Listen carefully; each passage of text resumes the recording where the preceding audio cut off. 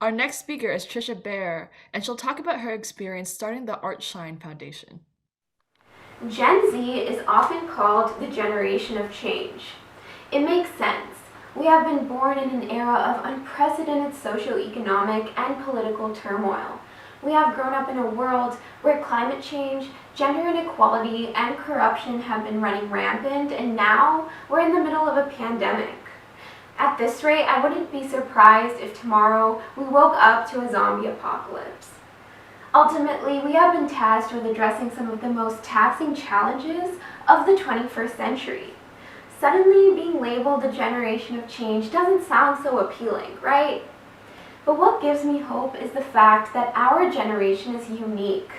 What sets us apart from generations past is our persistence and how we've started a rapidly growing movement of advocacy and disrupting the status quo, even if we may face backlash. I started realizing the true potential of our generation a few years ago when I participated in a climate strike organized by students at my high school. For one day, I joined a driven cohort of activists determined to create environmental change. After witnessing this movement, one which had been directly curated by young people, I began asking myself a fundamental question. How can I, as a young person, create change? Initially, I was stumped for an answer. The truth is, even though we may be seen as a generation of change, determining ways to go into your community and create a real impact, it's not an easy task. A lot of young people are hesitant of trying to disrupt the status quo because they believe that their voice doesn't have the ability to create impact. But I believe that anyone can positively impact their community no matter their age, gender, or background, and you can do so through something as simple as an idea. When I realized that I could leverage something I loved in order to create impact, I started answering my question of how I could make change. For several years, I had utilized art as my outlet of expression, and eventually I pivoted to using my artwork to advocate for things that I cared about. However, being a young female artist of color came with hurdles. I couldn't find spaces to share or speak about my work and participate in artivism with others as a collective effort. I would rarely see people like me being represented in the creative community. Feeling unheard in the art world is ultimately what pushed me into creating my nonprofit, the Art Shine Foundation. My aim for ASF was to foster a community where youth artists of all backgrounds could come together to share their work and conduct activism collectively through the arts. I had grown tired of the lack of representation of Gen Z artists, and I wanted to amplify the voices of youth creators around the globe. Starting an organization was difficult at first, but it took off when I began tapping into digital communities and making my passion for artivism evident to others. When ASF started growing, it felt like I had finally found my home. What began as a simple idea blossomed into a vibrant community of artists and altruists working together intersectionally to positively impact lives through creativity. We brought art and activism into cohesion, advocating for women's rights through our art magazine, raising awareness for racial equity and mental health through our galleries, and educating students in STEAM and activism through our international 3-day conference. After a year of working tirelessly to bring my vision to life, we have grown from the ground up to have reached 20,000 artists, activists, and allies from around the world. Now, as a freshman at Cornell University, it's my goal to utilize business and social entrepreneurship for a better world. As an activist, I have advocated for a variety of controversial issues. Though my aim is to empower people, I have faced resistance and unexpected challenges when it comes to activism. I'm in daunting territory as a young person of color, and I don't know how people are going to react to initiatives I launch or opinions I voice out. The uncertainty that we as Gen Z activists face can be immobilizing at times, but Just because the road ahead may seem intimidating, this shouldn't deter you from trying to make change. Find something that you are truly passionate about and use it as the vessel for social impact. Work to unite others, make your voice heard, and amplify the voices of the unheard. Work to start initiatives and create spaces which you feel need to be there but aren't already there. Challenge social norms, push the limits when it comes to advocating for what you care about, tap into your creativity, and go out of your comfort zone. Your voice is so powerful. Use it to your advantage. You are going to face obstacles in your journey, but you should embrace these challenges and see them as motivation rather than a hindrance.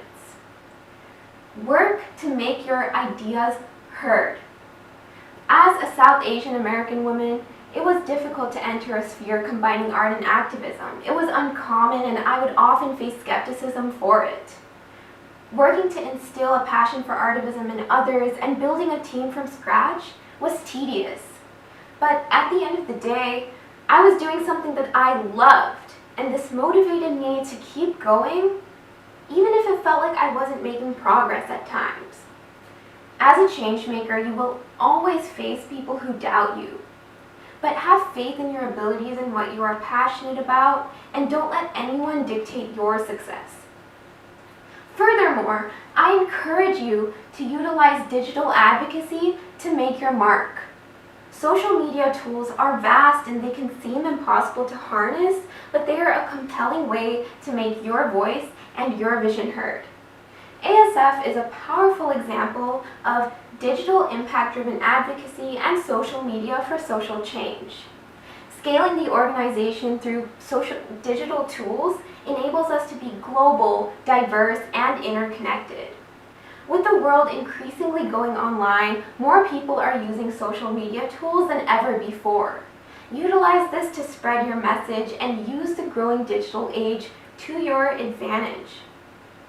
Finally, your advocacy should be selfless. Activism and impact making should not be driven only by personal motives such as having something to put on your resume or to attain fame.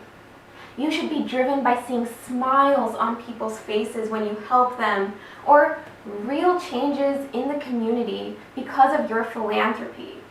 Advocate selflessly and for the good of the world.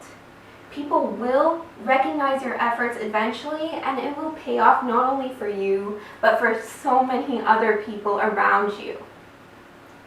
We have no choice except to change the way things are.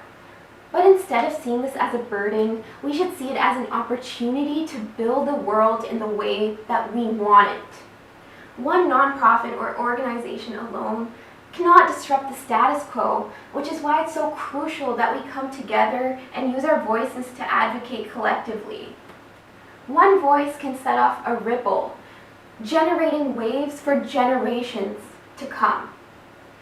At the end of the day, anyone has the ability to equip themselves with the tools they need in order to make their voices heard.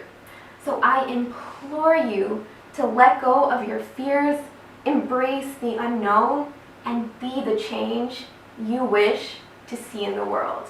Thank you. So you mentioned that the Art Shine Foundation combines art with activism.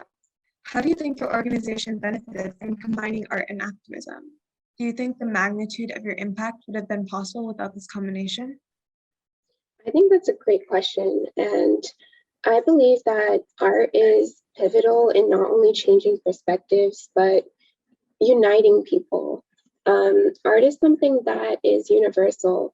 It connects people of all backgrounds, and it's something that you can see, it's right in front of you. And so the impact of that can't be denied because you have to absorb that and you have to process that.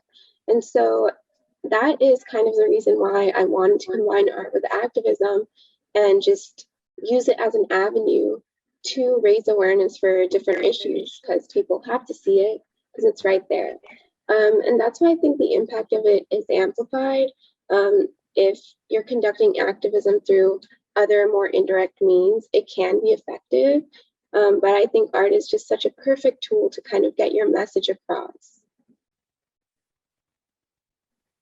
So, what advice or steps would you give to people who are interested in making change but are uninterested in forming their own initiative? That's a great question as well. Thanks so much for asking. So when I first started out, I was definitely scared of starting my own initiative because I didn't have much experience starting a large international organization, managing a large team, running these projects and initiatives just on my own and coming up with those ideas on my own. But I think that's something that young people need to realize is that they are capable of creating those initiatives, and you're not going to get that experience unless you just jump into it and start doing it and start getting that experience firsthand.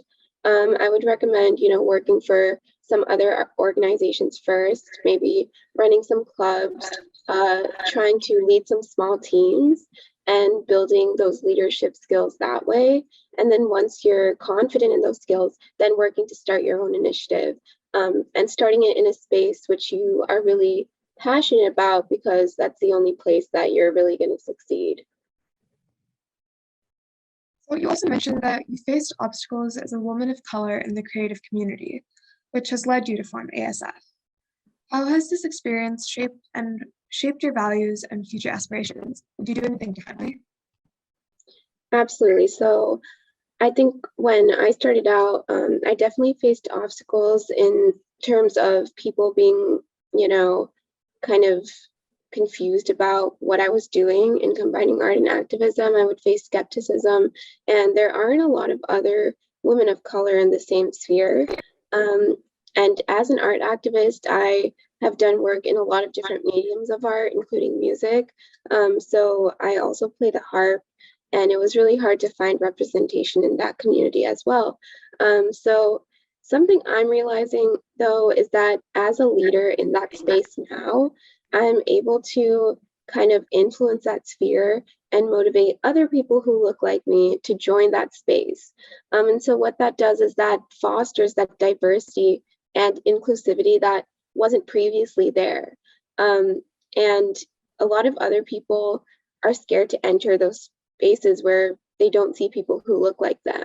But I think it's important to recognize that there's a need for people like you to step into those spaces. There is a need for trailblazers to come about and bring that change, because without us, there really isn't going to be any change to the status quo. All of these spaces are going to continue to look the same. The political space, the STEM space, and I think that's why things like Women in STEM and that entire movement is so important in just disrupting the status quo and really reaching those levels of equality, which we've needed to see for such a long time. Thank you so much for sharing, Trisha. Thank you for having me.